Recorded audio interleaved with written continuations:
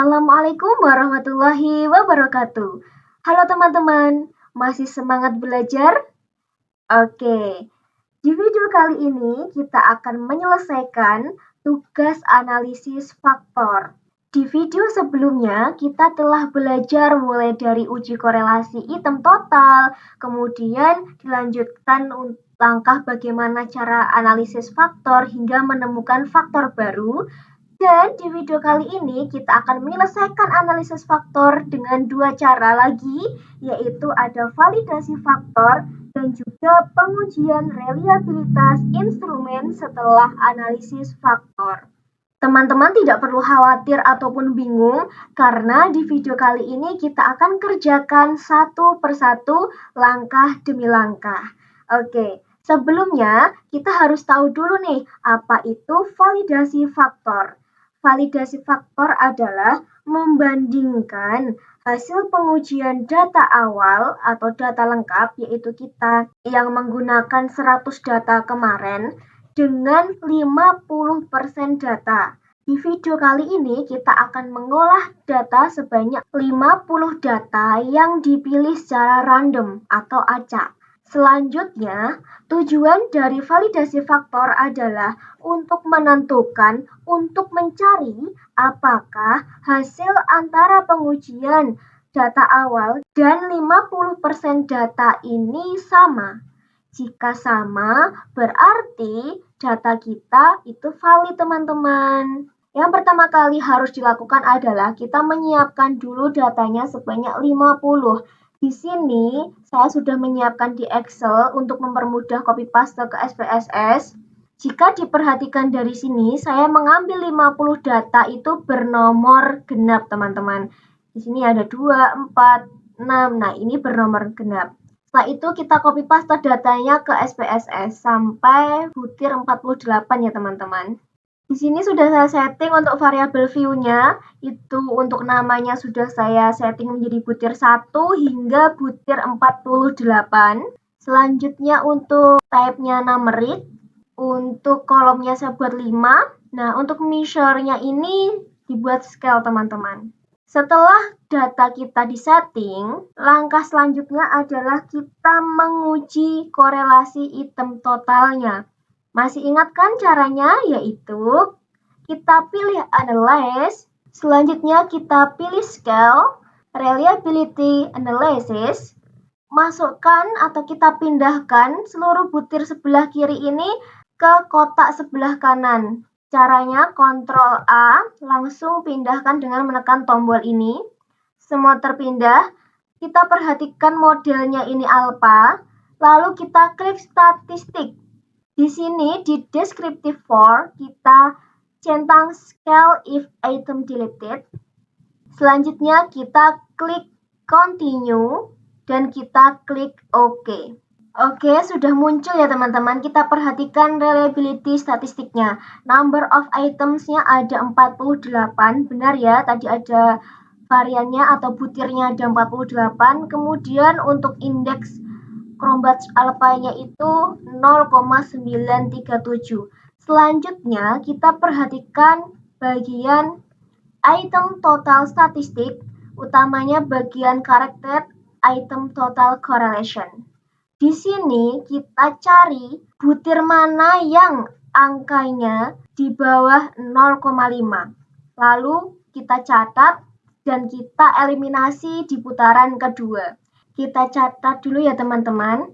Ada butir 2, butir 3, butir 4, butir 5, butir 6, butir 9, butir 13, butir 20, butir 22, 23, 24. Selanjutnya butir 25, butir 28, butir 30, butir 37, 38, 39, 40, butir 43, 44, dan yang terakhir butir 45.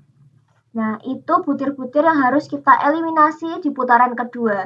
Langkahnya sama teman-teman. Kita klik Analyze, kemudian Scale, Reliability Analysis, Sekarang kita pindahkan butir-butir yang tadi sudah kita catat, yaitu butir-butir yang memiliki angka corrected-nya itu di bawah 0,5, yaitu ada butir 2, butir 3, butir 4, butir 5, butir 6, butir 9, butir 13, butir 20, butir 22, butir 23, 24, 25, butir 28, butir 30, selanjutnya butir 37, butir 38, butir 39, butir 40, butir 43, butir 44, dan yang terakhir butir 45. Kita pindahkan butir yang telah kita pilih kembali ke asalnya, yaitu di kotak sebelah kiri dengan menekan tombol ini, teman-teman. Oke, nah selanjutnya kita pastikan lagi modelnya masih alpha, statistiknya masih tercentang, scale if item deleted-nya. Kemudian kita klik continue, kita klik OK. Sudah muncul bahwa untuk number of itemnya sudah berbeda, sekarang masih 27 butir dengan indeks Cronbach's alpha-nya itu 0,951. Kita perhatikan lagi untuk bagian item total statistiknya, teman-teman, utamanya di bagian corrected item total correlation. Kita cari lagi apakah masih ada butir yang angkanya di bawah 0,5. Oke, ada butir 17, butir 19, butir 31, butir 34, dan butir 48. Jadi, di putaran kedua, data kita belum bersih, teman-teman. Maka harus dilakukan putaran yang ketiga dengan mengeliminasi 5 butir yang telah kita catat tadi. Caranya tetap sama, yaitu klik Analyze, kemudian kita klik Scale, Reliability, Analysis. Kita pindahkan butir yang telah kita catat dari kotak sebelah kanan ke kotak sebelah kiri. Tadi ada butir 17, butir 19, sudah ke sini. Butir 31, butir 34, dan butir 48. Kita pindahkan ke kiri. Selanjutnya kita cek dulu statistiknya, masih tercentang. Kita klik continue, kita klik OK. Kita tunggu. Nah, sekarang yang tersisa di putaran ketiga itu number of items atau total dari itemnya itu ada 22 butir dengan indeks Cronbach's alpha-nya itu 0,950. Selanjutnya kita perhatikan lagi di putaran ketiga ini item total statistiknya utamanya di corrected item total correlation lagi. Kita cari, kita cermati apakah masih ada butir yang memiliki angka di bawah 0,5. Ternyata masih ada, teman-teman, yaitu ada butir 8, butir 47, teman-teman. Hanya ada 2. Kita lakukan putaran yang keempat sampai datanya bersih dengan cara klik Analyze, kemudian Scale, Reliability Analysis. Kita buang butir 8 dan 47. Kita pindahkan ke kiri. Setelah itu kita cek lagi statistiknya, masih tercentang, continue, dan kita klik OK. Di putaran yang keempat, reliability statistiknya, bagian number of items ada 20 butir dengan indeks Cronbach's alpha-nya itu 0,951. Selanjutnya kita cek untuk item total statistiknya di corrected item total correlation-nya, apakah data kita sudah bersih, apakah semua butir angkanya sudah melebihi atau sudah di atas 0,5. Kita cek dan ternyata data kita sudah bersih ya teman-teman di putaran keempat ini. Jadi dari hasil uji korelasi item total didapatkan 20 butir soal yang lolos untuk dilanjutkan ke analisis faktor.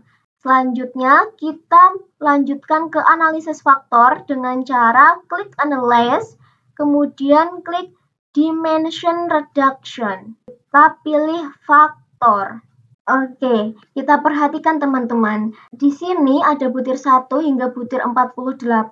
Untuk analisis faktor, itu kita masukkan atau kita pindahkan butirnya yang sudah lulus uji korelasi item total. Jadi hanya sebanyak 20 butir, teman-teman. Nah, butirnya mana saja? Kita perhatikan di bagian sebelah sini ya teman-teman, di bagian kiri. Di sini sudah ada butir-butir yang lolos uji korelasi item. Nah, ada butir 1, berarti kita pilih butir 1, kemudian butir 7, butir 10, butir 11, 12, 14, 15, 16, 18, 21, 26, 27, 29, 32, 33, 35, 36, 41, 42, dan yang terakhir butir 46. Intinya yang kita pilih ini harus sesuai dengan hasil yang terakhir ini teman-teman. Harus sesuai tulisan yang ada di sini, oke? Setelah itu kita pindahkan dengan klik tombol ini ke kotak variables. Setelah itu, kita klik deskriptif. Kita centang untuk bagian initial solution-nya. Kita centang juga untuk anti-image dan KMO. Setelah itu, kita klik continue. Kita pilih extraction.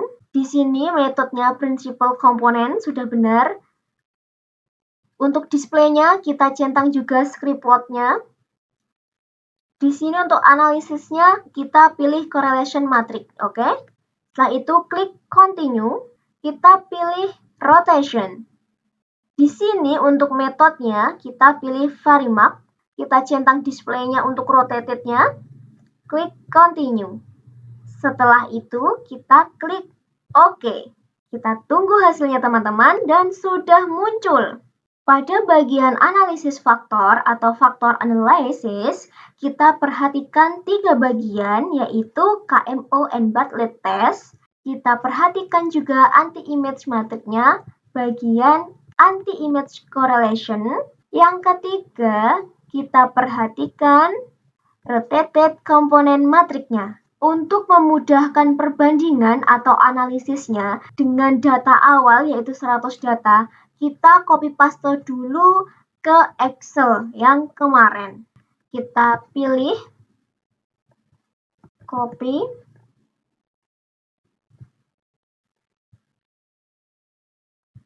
Di bagian sini, oke, analisis faktor. Di sini ya teman-teman. Oke. Kita kembali ke SPSS. Kita copy paste bagian rotated komponen matrixnya ini. Kita paste di Excel validasi faktor ya teman-teman. Nah, setelah itu kita analisis teman-teman. Di indeks KMO-nya kita beri tanda warna kuning. Nah, di sini kalau data awal indeks KMO-nya itu sebesar 0,920, sedangkan di validasi faktor indeks KMO-nya sebesar 0,849. Selanjutnya kita perhatikan di rotated component matrix. Jika data awal komponen atau faktor baru yang terbentuk itu ada 2, sedangkan di validasi faktor komponen yang terbentuk ada 3 faktor baru. Nah, kita analisis dulu teman-teman. Kita pilih mana yang di atas 0,5 lalu kita beri warna.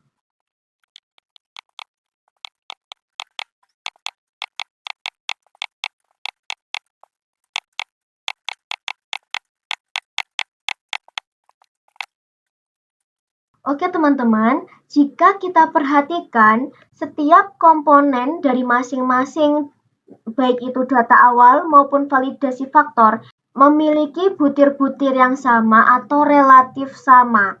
Yaitu kita lihat ya teman-teman, Di data awal ada butir 1, di validasi faktor ada butir 1 juga. Kemudian keduanya memiliki butir 7, butir 10, butir 11, butir 12, butir 14, butir 15. Nah, dari sini antara data awal maupun validasi faktor memiliki butir yang sama. Kemudian dibedakan, di validasi faktor ada butir 16, kemudian kita lanjut lagi, ada butir 18, 21, 26, sama. Selanjutnya dibedakan dengan butir 27. Kita tandai saja ya yang beda. Selanjutnya ada butir 29, butir 32, 33, dan dibedakan dengan butir 35. Selanjutnya ada butir 36, butir 41, butir 42, dan butir 46 yang juga sama. Jadi, dari banyaknya item validasi faktor, yaitu ibaratnya dari 20 item validasi faktor, 17 diantaranya itu sama dengan komponen atau item di data awal. Seperti itu teman-teman. Lalu, bagaimana cara membaca data atau menginterpretasikannya dengan kata-kata? Nah, seperti ini teman-teman contohnya. Jadi, hasil pengujian dengan 50% kasus atau 50% data diperoleh indeks KMO n-bar test sebesar 0,849 dengan komponen-komponen yang relatif sama dengan keseluruhan kasus atau keseluruhan data atau data awal, yaitu 2 komponen. Nah, ini nanti bisa dirapatkan menjadi 2 komponen ya teman-teman. Jadi untuk interpretasinya kurang lebih seperti itu contohnya. Oke teman-teman, untuk validasi faktor alhamdulillah kita sudah selesai. Tapi harus tetap semangat karena selanjutnya kita akan melakukan pengujian reliabilitas instrumen setelah analisis faktor. Nah, untuk pengujian reliabilitas instrumen, kita menggunakan data awal teman-teman, yaitu yang 100 data. Caranya bagaimana? Teman-teman buka kembali catatannya atau kita lihat di sini ya. Kita lihat di komponen ada butir 1 sampai butir 46 ini. Inilah yang nanti akan diuji reliabilitasnya. Untuk melakukan pengujian reliabilitas instrumen setelah analisis faktor, kita menggunakan teknik korelasi item total ya teman-teman. Saya kira teman-teman masih ingat ya dan bahkan sudah bisa ya untuk korelasi item total itu bagaimana caranya, bagaimana urut-urutannya. Nah, oke, kita lakukan bersama-sama ya teman-teman. Di sini kita pilih Analyze, kemudian kita klik Scale, Reliability Analysis. Di bagian ini, kita pilih 17 butir yang menjadi komponen dalam analisis faktor. Yang ini ya teman-teman.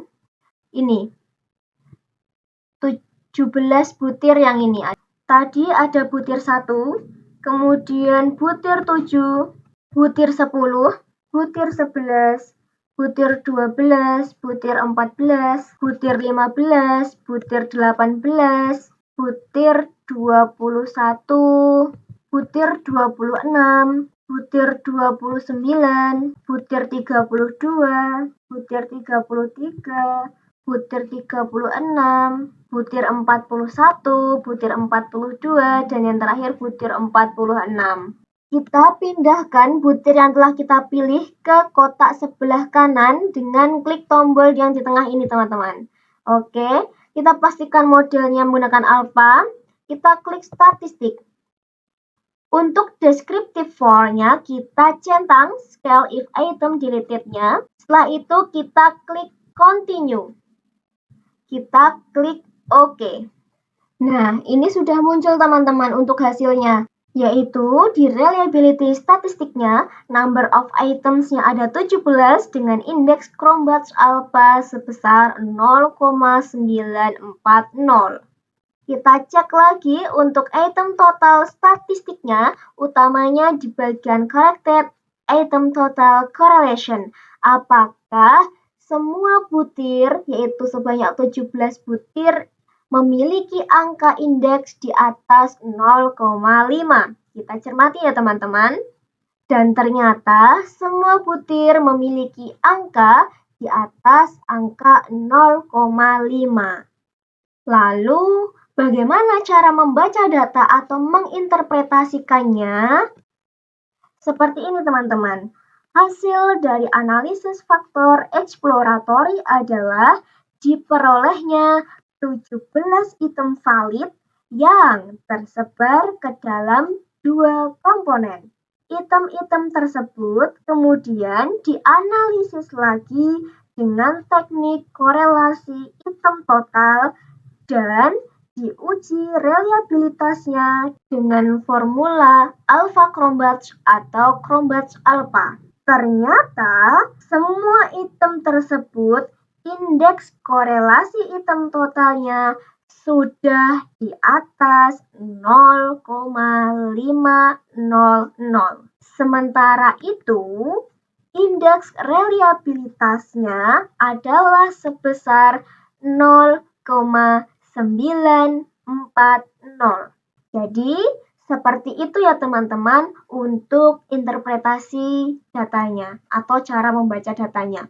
Oke teman-teman, alhamdulillah kita sudah selesai untuk tugas analisis faktor mulai dari uji korelasi item total sampai akhirnya kita menguji reliabilitas instrumen setelah analisis faktor. Wah, begitu proses panjang ya teman-teman. Oke, karena tugas kita sudah selesai, maka cukup sampai di sini dulu ya videonya. Jangan lupa like, comment, and share jika video ini bermanfaat. Terima kasih sudah nonton, selamat belajar, sampai jumpa di video berikutnya.